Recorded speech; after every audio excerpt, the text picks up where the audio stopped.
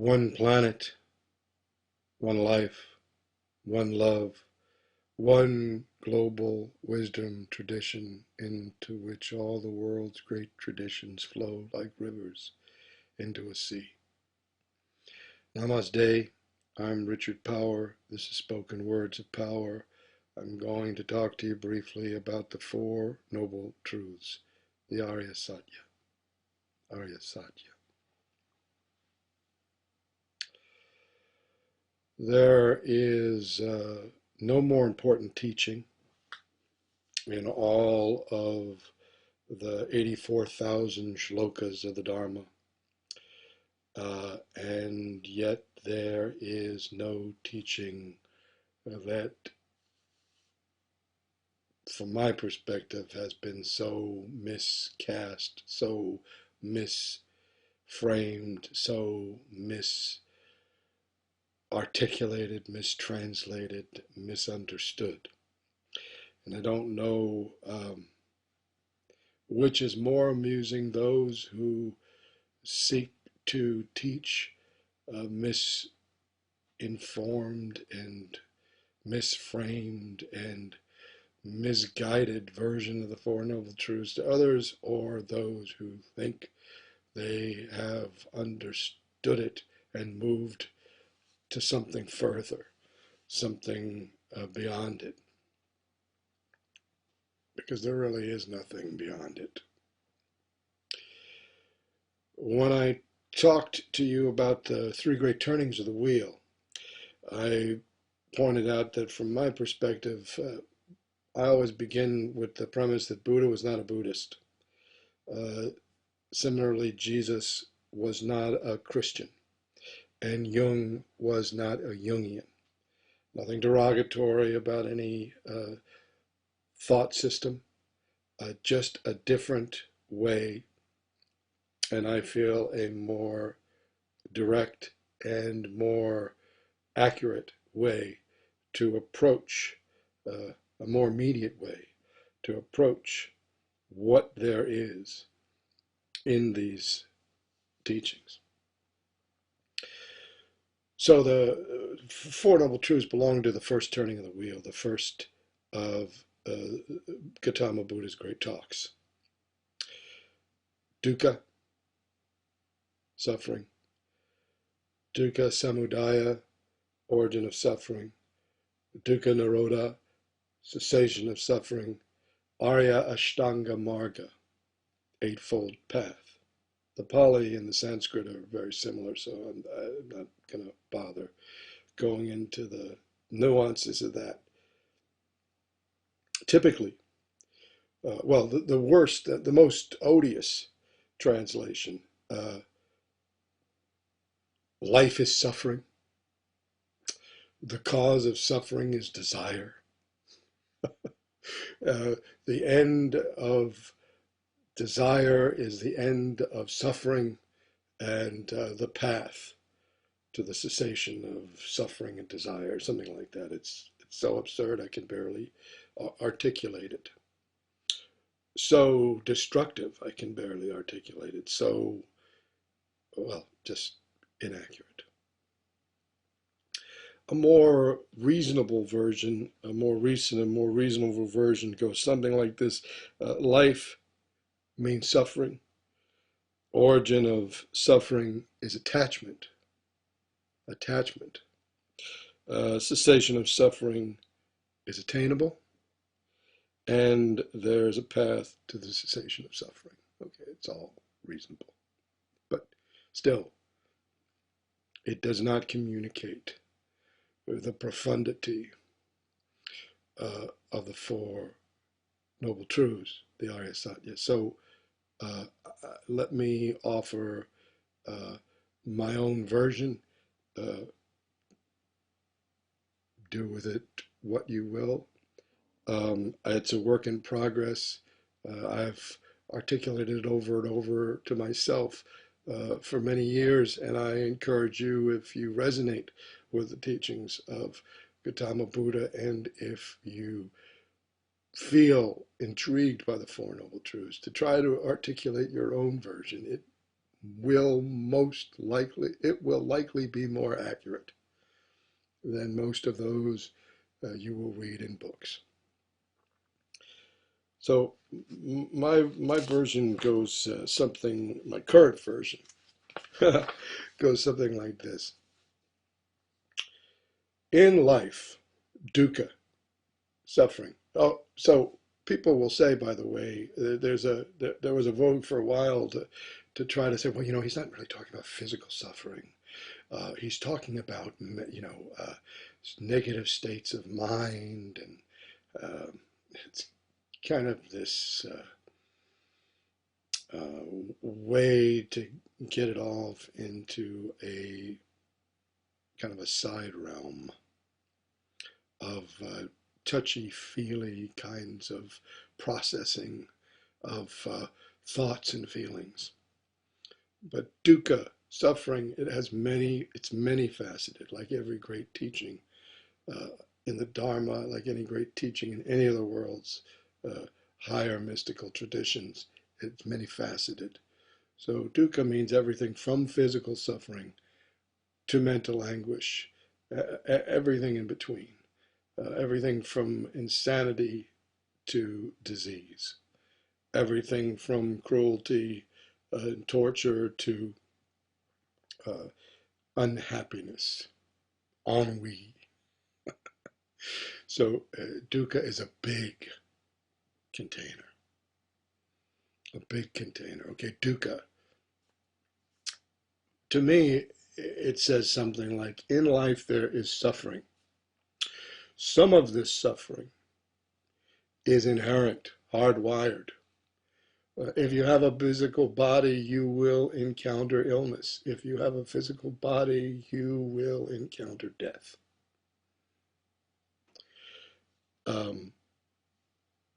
Much of this suffering, on the other hand, is a result of our own ignorance of who and what we are.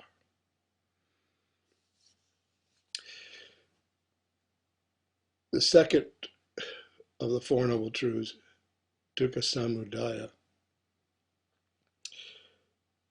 the origin of suffering, is this aspect of our own ignorance of who and what we are. This is a much more open and a much more healthy and a much more vibrant way to approach the human condition than to say the problem is suffering, or even to say the problem is suffering, even to say the problem is attachment to desire. To say desire is ridiculous. Life is desire. To say it's attachment to desire is a little healthier, but still it's pretty limited. You could say more accurately it's about false identification of you with a little I, with an image of yourself in your own mind or in other people's minds. That's even more accurate, but much broader, much healthier, much more embracing, much more expansive, is to say it's ignorance of who and what we really are. So the third of the Noble Truths, dukkha nirodha, cessation of desire. So much of this suffering, therefore, can be eliminated. And all of it can be mitigated. That which is the result of our ignorance of who and what we are can be eliminated. That which is the result of life itself, of having a physical body, of the cards that are dealt you, it can be mitigated through experiential knowledge. Some of suffering can be eliminated. All of suffering can be mitigated through experiential knowledge of who and what we really are. And the fourth noble truth, Arya Ashtanga Marga, the eightfold path or 8 limbed path. Typically, you see it translated as right this and right that, right views, right livelihood, right conduct, right this, right that, right. Well, a path isn't very supreme if it's right, because right is one side of a duality, right and wrong, right and left. It's limited by definition. Such choice of words is limited. If you inquire into Arya Ashtanga Marga, you see that it's broken into three elements: sila, conduct; samadhi. You see samadhi translated as concentration, but that's very misleading in English. It means something more like collectedness; and prajna, wisdom. So what can we do with these three? Conduct, collectedness, wisdom, sila, samadhi, prajna.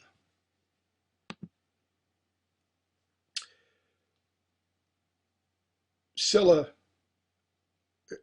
is not morality, unless by morality you're talking about your own innate conscience, unless by morality you're talking about your own common sense. Common sense and conscience come from inside. This is not a fear-based rule of conduct. This is not a shame-based rule of conduct. This is your own nature. This is what your own nature reflects to you, what the guidance that comes to you from your own nature, common sense and conscience. So it's not a right or wrong. It's not a 10 Commandments. It doesn't work that way. You're trying to empty the sea with a thimble. You can't get there from, you can't get here from there. It doesn't work that way. So the sila flows from the others, from samadhi and prajna. What does samadhi mean? Like I said, it's typically translated as concentration. It's almost the opposite of concentration. It's really looking with unfocused eyes more than it is concentrating, staring. It's more looking with unfocused eyes. Collectedness is a more accurate term in the sense that you're bringing all the senses, the 5 that we count and the others that we don't, all the senses into one epiphany, into one experience of your own being. This can happen. This happens. It happens naturally. It happens when we're open to it. And it happens as evolution makes it available to us, our own personal evolution. Can you dive into this? Can you find the space between two thoughts? Just the space between one thought and the next. Just that space. And when you found that space, can you find it again and again?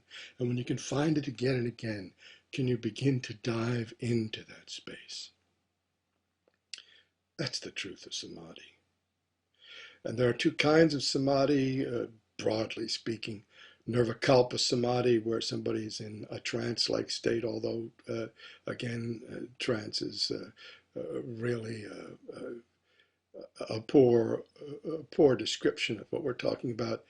And then there's Sahaja Samadhi, samadhi with open eyes. That's what we're going for, samadhi with open eyes, where all the senses and all the faculties are experiencing life in both its oneness and its uniqueness. That's collectedness. The space between 2 thoughts, being able to dive into it, being able to immerse yourself in that space, being able to stay there, to abide there, naturally. The third category, element of the eightfold path, prajna, wisdom. this is about attitude, perspective, insight. Prajna is an attitude with which we approach the circumstances of our lives, whether happy or sad, fortunate or unfortunate, or neutral. How we approach life, our attitude, what is our perspective on the events of life, on everything that befalls us, on everything good and bad that is dealt to us or that we bring upon ourselves. What is the attitude we bring to life? What is the perspective with which we sort through life? And what is the insight? What is the insight into our own problems or the problems of others, or into the mysteries of life, or into the inanities of life? What is the insight that we can bring to it? Illumination. Illumination. Buddha and Christ really only mean light. And that light is clear light. It's not light as opposed to dark. It's not a duality. It's not one side of a polarity. It's clear light into which all the colors of the rainbow, including white, are resolved. Clear light. Prajna.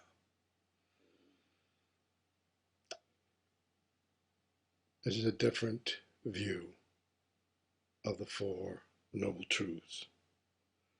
In life, there is suffering, both physical and psychological. Some of this suffering, for example, illness and death, is inherent, hardwired. But much of this suffering is the result of our own ignorance of who and what we are. Therefore, much of this suffering can be eliminated, and all of this suffering can be mitigated through experiential knowledge of who and what we are. There is a path to that experiential knowledge of who and what we are. It does not belong to any religion or any system of thought or any century or any hemisphere. It simply is. It is the ingredients of it, and the map to it, and the instruction manual is all inside of you. And it will be different with each person. But some of the components are to be able to rely on one's conscience and one's common sense to be able to dive into the space between two thoughts and feel the being consciousness bliss of what we really are. And to bring that experience of being consciousness bliss into the attitude with which we approach the world, into the perspective with which we view all that befalls us, and into the insight that we can bring to bear on the challenges and opportunities that life confronts us with. Four Noble Truths. Hope you find it useful in your journey. Namaste.